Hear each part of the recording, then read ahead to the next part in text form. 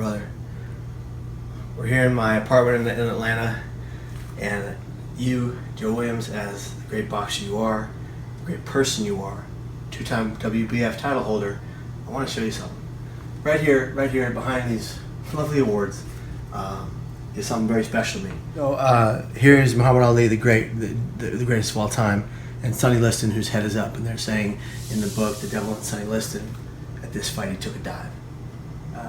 Got in with some kind of organized crime, took a dive, and it's been said in tale that Muhammad Ali is saying, get up, because he didn't win the fair fight.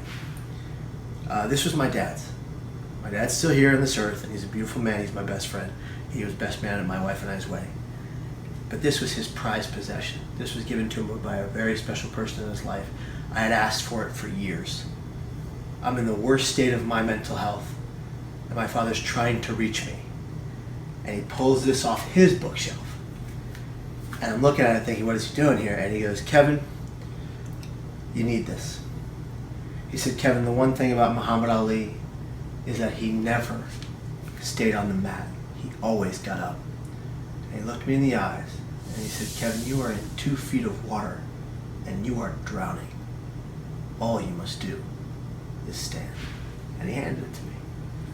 And I think it's fitting right now because we all know that the greatest of all time, Muhammad Ali, just recently passed away. And it broke the hearts of millions across the globe as he was a humanitarian, besides just a boxer. And in a sense, Joe, you are too, doing the work you're doing for suicide prevention and wellness around the globe. So I wanted you to see that and tell me your thoughts about Muhammad Ali and what it's like to be a boxer in the ring, fighting the enemy within. I think for so long, you saw Ali as a worldly figure.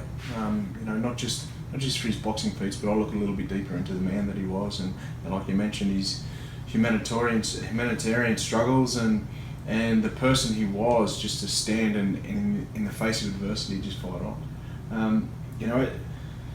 This story is a little bit special to me as well because I'd only just recently known, as in recently in the last 24 hours, my eldest boy, Brody, back home in Australia, he posted a picture of Muhammad Ali, and I said to him, was this the exact same picture? And I said to him, do you know the story behind this picture? Knowing, the story of Sonny Liston and so forth. He said, yeah, Ali won by knockout in the first round. And I said to him, and I told him the full story of, the Ali saying get up because he believes that, he didn't hit him with a knockout punch, he believes that he really took the dive. So to be able to educate my boy, who's 11-year-old back home in Australia, on that same story as well it's remarkable because he didn't grow up in a time seeing Ali fight and the greatest person he was. He can only see clips and hear people and stories. But he remembers this as Ali knocking him out in the first round. There's obviously a little bit deeper side to the story, telling Sonny Liston to get up, but it's a real, it's a great time of reflection of what an amazing man he was, but also to be able to educate my son about these stories as well. And the same thing I said to him, every bit of adversity you face in life, you just got to stand up and you got to fight it in the face of struggle, and at times it may seem tough, but you just got to put one foot in front of the other and keep it on.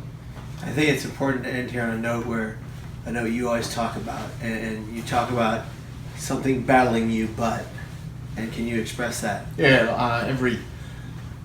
I've faced some fairly tough and critical stages in my life where it's, beating me to my knees, but the one thing I always say is that it may battle me, but it won't beat me.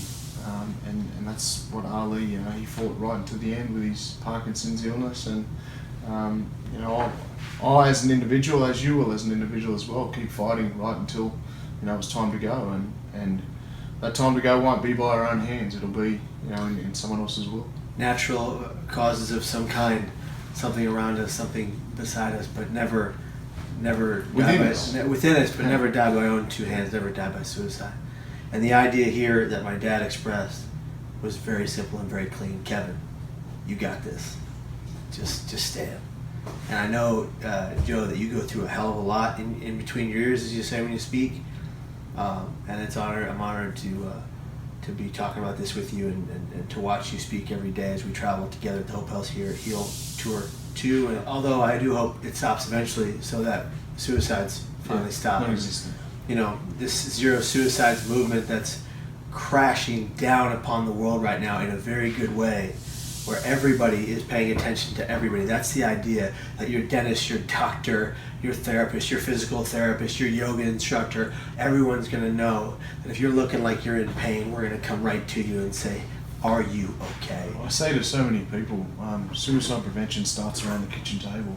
You know, we as family members can tell and identify the best when our own family members aren't feeling well.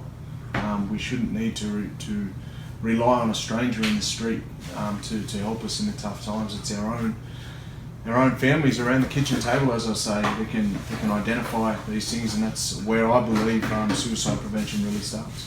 Right from the beginning, right to help, because it's a good thing to do.